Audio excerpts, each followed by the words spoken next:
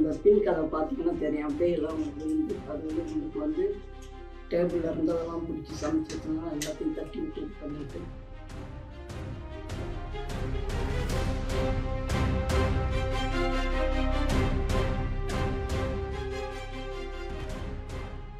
சாக்கடையை கரைச்சி கொண்டாந்து 3 பக்கெட்டும் வந்து கிச்சனில் இருந்து பெட்ரூம் வரல எல்லாம் ஆல்பில் எல்லாம் ஊற்றிட்டு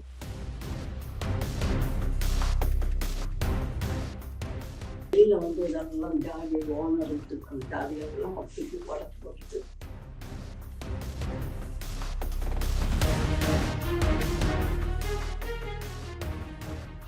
இதுதான் இருந்தால் உங்கள் பையனா இதெல்லாம் எங்களை பேசணும் அப்படின்னு செல்ஃபோன் இனிமேல் உங்கள் கைக்கு வராது அப்படின்னா ஒரு கும்பல்.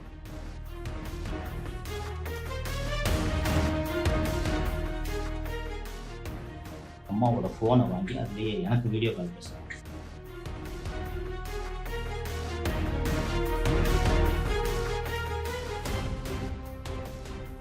பையன் மாலதி எல்லாம் ஆஃபீஸ்க்கு அவங்க கிளம்பி போயிட்டாங்க. நான் வந்து டாப்பா போட்டுட்டு வந்துட்டு கிச்சனில் இருந்தேன். வந்து கதவை மட்டன் தட்டுற சுத்தம்னா அந்த காலிங் பண்ண சும்மா ஒரு 3-4 தடவை இருந்தாங்க. நான் வந்து அப்போ தான் என் பையன் ஃபோன் பண்ணான். அம்மா யாரும் கதவை இந்த பையன் லெவின் கதவை தட்டி யாரும் திறக்காதீங்கம்மா அப்படிங்கவும் நான் கேர்ஃபுல்லாக வந்து கதவை டாப்பா போட்டு பின்னுக்கும் ஓடி போய் டாப்பா போட்டேன். போட்டு இந்த காலிங் அடித்தாங்க. அப்புறம் மட்டன் தட்டில் உடச்சாங்க. இந்த கதவை ஒன்றும் இல்லை. அப்புறம் மறுபடியும் நான் வந்து சரின்ட்டு அதையும் பின் கதவை டாப்பா போட்டு போய் நின்றுட்டேன்.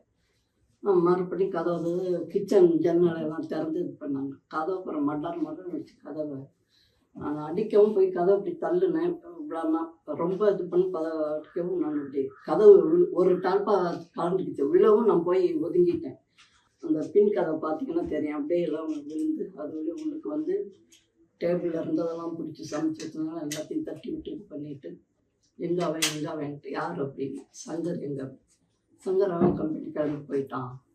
இந்தம்மா போய் சொல்லணும் போய் பாருன்னு சொன்னால் சரி போய் பார்த்துக்கணும். எல்லோரும் பார்த்துன்னு எல்லோரும் பார்த்தாங்க. பார்த்துட்டு உங்கள் மாவன் இப்படி பண்ணாங்க, எதுக்கு இப்படி பண்ணுறீங்க அப்படின்னு. உங்கள் மாவன் வந்து எங்களை தரக்குறைவாக பேசணும். அதெல்லாம் இல்லையே, உங்களை வந்து ரொம்ப மதித்து உங்களுக்கு ஆதரவாக தான் என் பையன் பேசினான். தரக்குறைவாக எதுவுமே பேசலை. உங்களுக்கு கிடைக்க வேண்டிய முழு பணமும் கிடைக்கல அப்படின்னு சொல்லி தான் பேசலாம். இல்லை ஸ்டாலின் ஐயா எங்களுக்கு டிக்கு 1000 கணக்கில் கொடுத்துட்டு இருக்கிறாரு, அதை தான் உங்கள் பையன் கெடுக்கிறான் அப்படின்னு சொல்லிட்டு 2 பொண்ணுங்க சொன்னாங்க. அப்புறம் பார்த்தீங்கன்னாக்கா இல்லை அவன் எங்கே அவன் கண்ணாப்பினான்னு அவன் எங்கே மாலதி எங்கன்னு கண்ணு கெட்ட வார்த்தையெல்லாம் சொல்லியெல்லாம் பேசினாங்க. நான் வந்து இப்படியெல்லாம் பேசாதீங்க, என் பையனை பேசாதீங்க, உங்களுக்கு வந்து ரொம்ப ஆதரவாக தான் பேசினா எனக்கு தெரியுது ஆதரவு. நீங்கள் என்ன அப்படின்னாக்கா இல்லை உங்கள் பையன் இப்படியெல்லாம் பேசுகிறான், எங்கள் பொழப்பில் மண்ணள்ளி போடுறான் அப்படியெல்லாம் பேசலை அப்படிங்கிறதுக்கு என்னையும் இந்த பொம்பளை சும்மா பேசு அப்படின்னா அவள் வந்துட்டு என் பையன் இப்படியெல்லாம் பேசலாமா ஏமா அப்படி பண்ணுறீங்களுக்கு அவனுக்கு கண்ணாப்பண்ணான்னு பேசினாங்க. சரி நான் சைலண்ட் ஆகிட்டேன். அப்புறம் பார்த்தாக்கா பேசி முடிச்சு எல்லாத்தையும் தட்டி விட்டுட்டு பார்த்தா இதில் இருந்து ஊற்றி 3 பக்கெட் சாக்கடையை கரைச்சி கொண்டாந்து 3 பக்கெட்டும் வந்து கிச்சனில் இருந்து பெட்ரூம் வரல எல்லாம் ஆல்பில் எல்லாம் ஊற்றிட்டு போயிட்டேன். எத்தனை பேர் வந்தாங்க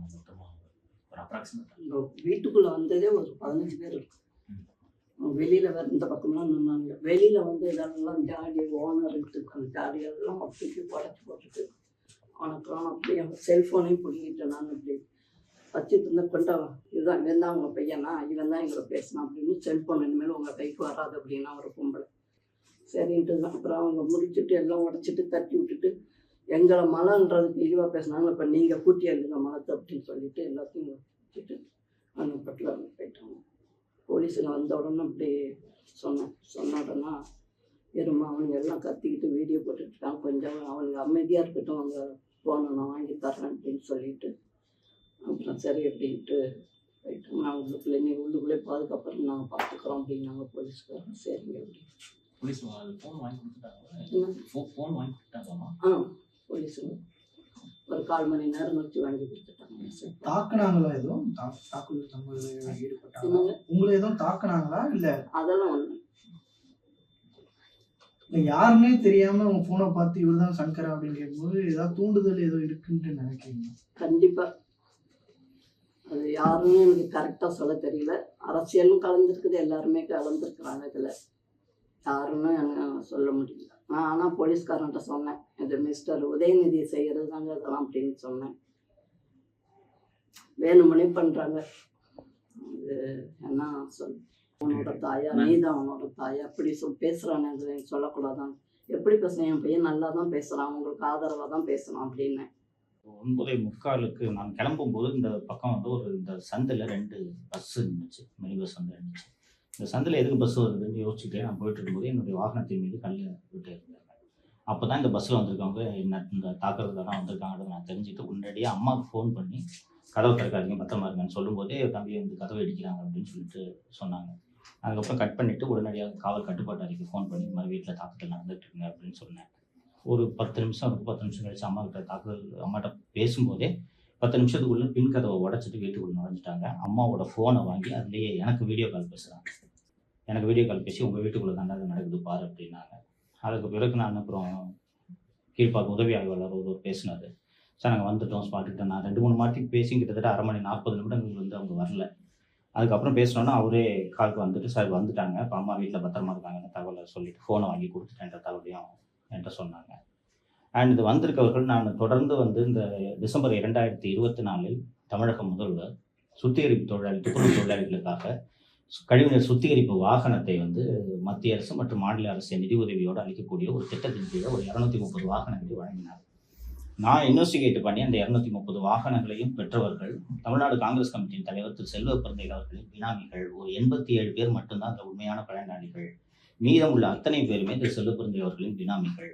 இந்த வாகனங்களை மெட்ரோ வாட்டரோடு ஒப்பந்தம் செய்து கொண்டு அந்த மெட்ரோ வாட்டர் தரும் பணத்தை ஒரு குரூப் கம்பெனியில் முதலீடு செய்து அந்த குரூப் கம்பெனியிலேருந்து இந்த துப்புரவு தொழிலாளிகளுக்கு மாதம் 20,000 30,000 கொடுத்துட்டு CMWSSB கொடுக்கக்கூடிய மொத்த பணத்தையும் திரு செல்வ பிறந்தகை அவர்கள் எடுத்துக்கொள்கிறார் அப்படின்றது நான் குற்றம் சாட்டினேன். அது தொடர்பான ஆதாரங்களெல்லாம் நான் அந்த காட்சி இதில் இருக்க அந்த காணொலியில் காமிச்சிருந்தேன். திரு செல்வ பிறந்தகை அவர்களும் சென்னை மாநகர ஆணையர் திரு அருண் அவர்களும் சேர்ந்து தூண்டிவிட்டு தான் இந்த தாக்குதல் நடந்திருக்கிறது என்று நான் உறுதியாக நம்புகிறேன். நான் திரு அருண் அவர்களை குற்றம் சுமத்துவதற்கான முக்கிய காரணம் என்னவென்றால், நான் தொடர்ந்து திரு அருண் அவர்கள் செய்யக்கூடிய முறைகேடுகளை பேசிக்கிட்டு இருக்கேன். இந்த வீட்டின் முகவரி ஒருவருக்குமே தெரியாது. ஏன்னா என்னுடைய சொந்த வீட்டான மதுரவாயில் வீடு வந்து சீல் வைக்கப்பட்டு நான் நீதிமன்றத்தில் அதை திறக்கிறதுக்கு முயற்சி செய்து கொண்டிருக்கிறேன். ஒரு 2 மாதம் ஹோட்டலில் இருந்தேன், 2 மாதம் சர்வீஸ் அப்பார்ட்மெண்ட்டில் இருந்தேன். இந்த வீட்டுக்கு வந்து 3 மாதம் தான் ஆகுது. எந்த இடத்திலும் இந்த வீட்டின் முகவரியை நான் காவல்துறைக்கோ வேறு யாருக்கும் கொடுத்ததே கிடையாது. அண்ட் இந்த வீடு பார்த்தீங்கன்னா ஒரு சின்ன சந்தில் இருக்குன்றது உங்களுக்கு தெரியும். இவ்வளவு ப்ரிசைஸாக வண்டி எடுத்துகிட்டு இங்கே வர்றாங்கன்னா இது காவல்துறை இந்த வீட்டோட முகவரியை அழித்து அவர்கள் தான் இந்த தாக்குதலை தூண்டிவிட்டு நடத்தி இருக்கிறார்கள் என்று தான் நான் பார்க்கிறேன். இவர் அருணுடைய இதில் இப்போ லாஸ்ட்டாக ஸ்பீட் பண்ணிருக்கீங்க திருவான்மையூர் இதில். ஆமாம், அதுதான் இது நீங்கள் இதுவா இல்லை? அது மட்டும் காரணம் இல்லை. திரு செல்வ பிறந்தகை அவர்களும் திரு அருண் அவர்களும் நெருக்கம் என்பது எனக்கு நன்றாக தெரியும், மற்றவர்களுக்கும் தெரியும். ஏனென்றால் திரு செல்வ பிறந்தகை அவர்களோட ஆம்ஸ்ட்ராங் கொலை வழக்கில் செல்வ பிறந்தகையோட இன்வால்மெண்ட் தெரியக்கூடாது என்பதற்காக அவசரமாக அந்த வழக்கின் புலனாய்வை முடித்து குற்றப்பத்திரிகை தாக்கல் செய்து செல்வ பிறந்தகையை திரு அருண் அவர்கள் காப்பாற்றியிருக்கிறார். அந்த அடிப்படையில் அவர்கள் இடையே இருவருக்கும் இருக்கக்கூடிய நட்பின் காரணமாகத்தான் திரு அருண் அவர்கள் செல்வ பிறந்தகை அவர்களும் சேர்ந்துதான் இந்த தாக்குதலுக்கு ஏற்பாடு செய்திருக்கிறார்கள். திருவான்மியூரில் நான் போட்ட அந்த விவகாரம் மட்டும் இதுக்கு காரணம் இல்லை, ஒட்டுமொத்தமாகவே என்னையும் என்னோட சவுக்கு மீடியாவையும் முடிச்சு விடணும் அப்படின்ட்டு தான் திரு அருண் அவர்கள் திட்டமிட்டு வேலை செய்து கொண்டிருக்கிறார். அதோட ஒரு நீட்சி தான் இந்த தாக்குதல். இது தொடர்பாக எதுவும் புகார் நிச்சயமாக கொடுப்போம். இப்போ தான் வந்திருக்கேன், பார்த்துருக்கீங்க. இந்த வீடுலாம் சரி பண்ணிட்டு போய் காவல் நிலையத்தில் புகார் அளிக்கிறோம். கொடுத்தாலும் மறுபடியும் சிட்டி கமிஷன் மேலே இருந்தது. அப்போ நம்ம எங்கே அதுக்கு வேறு என்ன வழி? நீங்கள் போய் பக்கத்து மாநிலத்தில் கொடுக்க முடியாது இல்லையா? ஜூரிஸ்டிக்ஷன் போலீஸ் ஸ்டேஷன் எதுவும் நீங்கள் அங்கே தான் கொடுத்தாகணும். நடவடிக்கை எடுக்கலைன்னா நீதிமன்றத்தினால். இது எந்த வகையான மிரட்டல்னு நினைக்கிறீங்க? இது என்ன கொலை மிரட்டல்னு நினைக்கிறீங்க? இது ரொம்ப அடிப்படையாக நீண்ட நாட்களாகவே எனக்கு வந்து நீங்கள் உங்கள் மீடியாவை நிறுத்துங்கள் என்று எனக்கு வந்து ஃபர்ஸ்ட் கோரிக்கை வந்தது. அதுக்கு பிறகு மிரட்டலே வந்து கொண்டிருந்தது. நான் தொடர்ந்து இந்த அரசுக்கும் காவல்துறைக்கும் எதிராக பேசிக் கொண்டிருக்கிறேன் என்பதனால இது வந்து இறுதி எச்சரிக்கையாக நான் பார்க்கிறேன். இன்னைக்கு நான் கிளம்பும்போது என்னோட வண்டி நின்று இருந்துச்சுன்னா என்ன நடந்திருக்குன்றதை நீங்கள் ஊகித்து கொள்ள முடியும். வண்டி மட்டும் நின்று இருந்துச்சுன்னா என் மீது கடுமையான தாக்குதல் நடந்திருக்கும். இப்போ வீட்டுக்கு வந்து சாப்பிட்ற டேபிளையும் வீட்டு படுக்கையிலையும் மழை தள்ளி ஊத்துறாங்கன்னா நீங்கள் மீடியாவை நிறுத்துன்றதுக்கான எச்சரிக்கை தான். வேறு ஒன்றும் சொல்கிறது. இப்போ உங்கள் வீட்டு இந்த மாதிரி பண்ணுறதால வேறு எங்கெல்லாம் நீங்கள் போக முடியாது? என்ன மாதிரி நெருக்கடிக்கு நீங்கள் உள்ளாகுறீங்க? மொத்தமாக செயல்படவே முடியாதுன்றதை தான் நீங்கள் பார்க்கணும். இதில் என்ன காரணம் என்றால், நீங்கள் வந்து இப்போ ஒரு வாடகை குடியிருக்கிற வீட்டில் வீடை சுற்றி அடித்து உடச்சி ஜன்னல் கதவெல்லாம் உடச்சி வீட்டு உள்ள மலத்தை தூக்கி போட்டால் எந்த வீட்டு ஓனர் உங்களுக்கு வாடகைக்கு குடியிருக்க அனுமதிப்பாருன்னு நீங்கள் கொஞ்சம் யோசிச்சு பாருங்க. அப்போது இந்த வீட்டை காலி பண்ணிட்டு நான் வேறு இடத்துக்கு போனாலும் எந்த வீட்டில் குடியிருப்பீங்க? இப்போ அலுவலகமாக காலி பண்ண சொல்லிட்டாங்க. என்ன சொந்த வீடு பூட்டி சீல் வச்சிருக்கு போலீஸு. இப்போ இந்த வீடு இப்போ ரொம்ப கஷ்டப்பட்டு நான் இந்த வீட்டை பிடிச்சேன், 3 மாசம் கழிச்சு நான் இந்த வீட்டை பிடிச்சேன். இந்த வீட்டையும் இப்படி பண்ணிட்டானா ஓனர் வந்து கூட்டு காலி பண்ண சொல்லிட்டாரு. இப்போ நீங்க எப்படி குடியிருப்பீங்க சொல்லுங்க? இப்ப சொல்லியிருக்காரு. சொல்லிட்டாரு, உடனே கூப்பிட்டு சொல்லிட்டாரு, போன்லயே வந்து சொல்லிட்டாரு. இப்போ நேரம் கூப்பிட்டு சொன்னாரு, நேரம் கூப்பிட்டு சொல்லிட்டாரு. அப்போ இதுக்கப்புறம் நீங்க எங்க குடியிருப்பீங்க சொல்லுங்க? யார் உங்களுக்கு வீடு வாடகை கொடுப்பா? அதை உடைச்சிட்டாங்க, இன்னைக்கு இங்க தங்க முடியாது. அவரு நீங்க எனக்கு 10 நாளுக்குள்ள காலி பண்ணி கொடுங்கன்றாரு. எப்படி இப்போ எங்க போய் இருப்பீங்க நீங்க சொல்லுங்க? யார் உங்களுக்கு வாடகை கொடுப்பா வீடு? இதுக்கு வந்து ஒரு சாக்கடெல்லாம் வந்து இது பண்றது ஒரு எப்படி எந்த அளவுக்கு கீழ்த்தரமாக இந்த அரசாங்கம் இறங்கும் என்பதற்கு இது ஒரு உதாரணம். இதைத்தான் நான் 4 வருஷமா சொல்லிட்டு இருக்கேன். இந்த கவர்மெண்ட் இப்படிப்பட்ட கீழ்த்தரமான அரசு என்பதைத்தான் நான் தொடர்ந்து சொல்லிட்டு இருக்கேன். அதை இன்னைக்கு நிரூபணம் பண்ணிடுச்சு. எங்கேயாவது நடக்குமா? எந்த அரசுலையாவது இது நடக்குமா? சட்டப்பேரவை நடந்துட்டு இருக்கு. இங்க இந்த மாதிரி ஒரு தாக்குதலை நடத்துறாங்கன்னா இவங்களுக்கு எது வேண்டுமானாலும் செய்யலாம் என்ற துணிச்சல் தானே. இது இப்படிப்பட்ட அரசாங்கம் என்பதைத்தான் நான் 4 ஆண்டுகளாக சொல்லிக்கிட்டு இருக்கேன். நீங்களே என்ன பார்த்துட்டு இருக்கீங்க. அப்படி என்ன தப்பு பண்ணிட்டேன் நான் இப்படி தாக்குதல் தொடுக்கிற அளவுக்கு? துப்புரவு தொழிலாளர்களை இழிவா பேசிட்டேன்னு ஒரு எஃப்ஐஆர் ஏற்கனவே இருக்கு சரிங்களா? சட்டப்பூர்வ நடவடிக்கை எடுங்க. இந்த வீடியோ பார்த்தா தெரியுங்க, துப்புரவு தொழிலாளர்கள் ஆதரவா பேசியிருக்கேன்னா இழிவா பேசியிருக்கேன். அவங்க வயிற்றுல அடிச்சு சுரண்டாதன்ட்டு தான் நான் பேசியிருக்கேன், அவங்கள இழிவா பேசல நான். அப்ப இதை ஒரு காரணமாக பயன்படுத்தி நீங்க பாத்தீங்கன்னா வந்திருக்கவர்கள் என்னுடைய படத்தை போட்டு காவல்துறையோட விசாரணையில என் போனை கைப்பற்றிய போது அவர்களுக்கு என்னென்ன புகைப்படங்கள் கிடைத்ததோ அந்த புகைப்படங்களை எல்லாம் போஸ்டராக வைத்திருக்கிறார்கள். நான் காவேரி மருத்துவமனையில எனக்கு இதே அறுவை சிகிச்சைக்காக நான் காவேரி மருத்துவமனைக்கு சென்ற போது அந்த பிளட் டெஸ்ட் ரிப்போர்ட்டை போஸ்டர் அடிச்சுட்டு வந்திருக்காங்கன்னா இந்த தகவல் காவல்துறை தவிர வேறு யாருக்கு தெரியும்? எப்படி தெரியும்? அப்போ இது முழுக்க முழுக்க காவல்துறை திட்டமிட்டு நடத்திய ஒரு தாக்குதல்.